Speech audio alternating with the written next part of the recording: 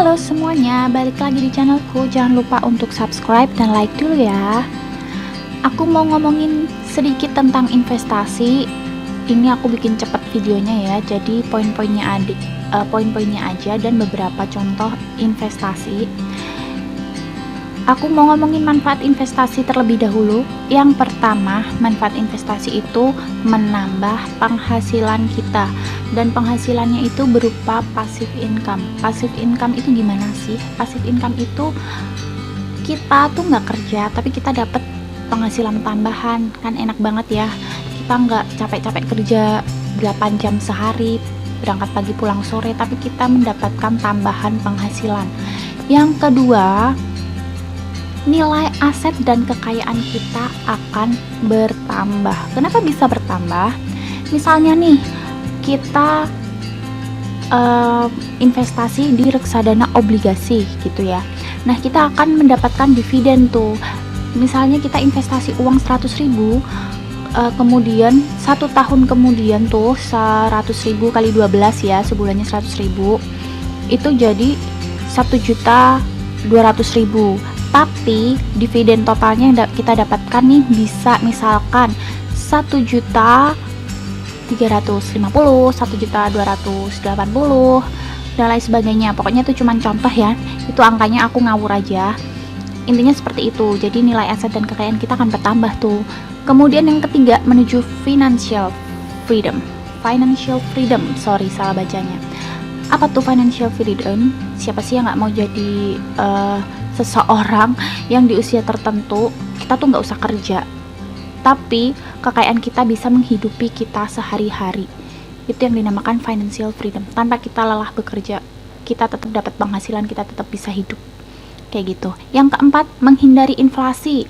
Yang kelima, masa depan yang lebih cerah. Tentu aja ya, kita misalnya nih 5 tahun lagi aku mau pengen bangun rumah cash, cuman kita nggak tahu nih, sekarang kan kita belum ada uang ya, kita investasi terus, kemudian 5 tahun kemudian berbuahlah dan kita bisa mencapai keinginan kita tersebut untuk membangun rumah secara tunai gitu. Kemudian yang keenam, mendapatkan keuntungan dari efek compounding. Efek compounding itu gimana? Itu kalau aku nyebutnya tuh bunga yang berbunga. Jadi misalnya nih, tadi dividen kita dapat 50.000, katakanlah 50.000 itu kita bisa untuk beli reksadana obligasi lagi yang nanti pasti akan berbuah lagi gitu ya. Yang ketujuh, persiapan dana pensiun. Yang kedelapan, melatih bertanggung jawab dalam mengambil keputusan. Kemudian ada beberapa jenis investasi. Ini aku nulis beberapa jenis aja ya. Yang pertama itu tanah. Siapa sih yang nggak tahu tanah? Tanah itu menurut aku harganya cenderung naik setiap tahunnya. Bahkan naik terus sih kalau di kotaku, seriusan. Tanahnya nanti bisa kalian misalkan sewakan untuk perkebunan, itu juga bisa. Kemudian yang kedua, bangunan atau properti. Kalian misalnya beli rumah kalian bisa jadiin kos-kosan atau kontrakan, kalian dapat passive income dong tiap bulannya. Yang ketiga ada emasnya boleh batangan. Kemudian kalau kalian nggak mau pusing, kalian bisa nabung emas di Pegadaian, kalian bisa investasi emas di Pegadaian. Kalian nggak perlu nyimpan emasnya, tapi kalian punya emas gitu ya. Tuh, yang keempat saham, yang kelima obligasi, yang keenam reksadana. Reksadana kalian bisa download bibit. Kalau kalian nggak mau repot, silahkan download bibit, kemudian udah bisa mulai investasi reksadana. Di situ ada reksadana saham, reksadana obligasi juga. Yang ketujuh ada deposito yang biasa ditawarkan berbagai jenis bank. Dan setauku juga ada P2P lending atau peer-to-peer lending. Kita berperan sebagai pemberi hutang. Seperti itu. Selanjutnya aku mau bahas sedikit tentang sinking fund.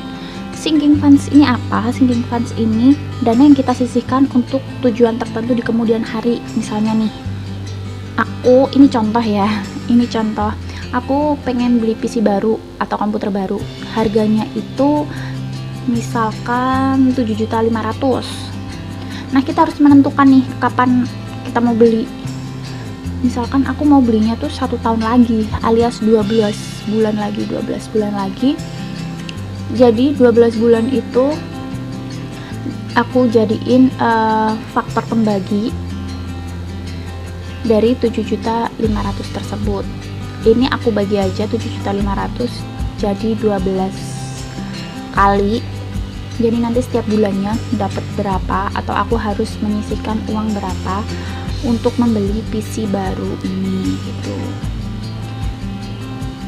Nah, ini bulan pertama, bulan kedua, bulan ketiga, sampai bulan ke-12. Kemudian kalau bulan 1 aku udah nyisihin 500 dicentang, bulan 2 dicentang di stabilo. Kalian boleh sih nyimpen secara tunai, cuman kan karena ini nominalnya besar, kalau aku sih nyaranin misalkan udah dapat 1.500.000 atau misalkan 2 juta atau 2.500.000, atau kalian bisa langsung sisihin di rekening di bank biar aman kayak gitu. Dan segini dulu video dari aku, semoga bermanfaat. Jangan lupa subscribe, like, komen, dan share video ini ke seluruh sosial media kalian. Maaf kalau ada kata-kata yang salah, kalian boleh komen di bawah. Terima kasih dan sampai jumpa.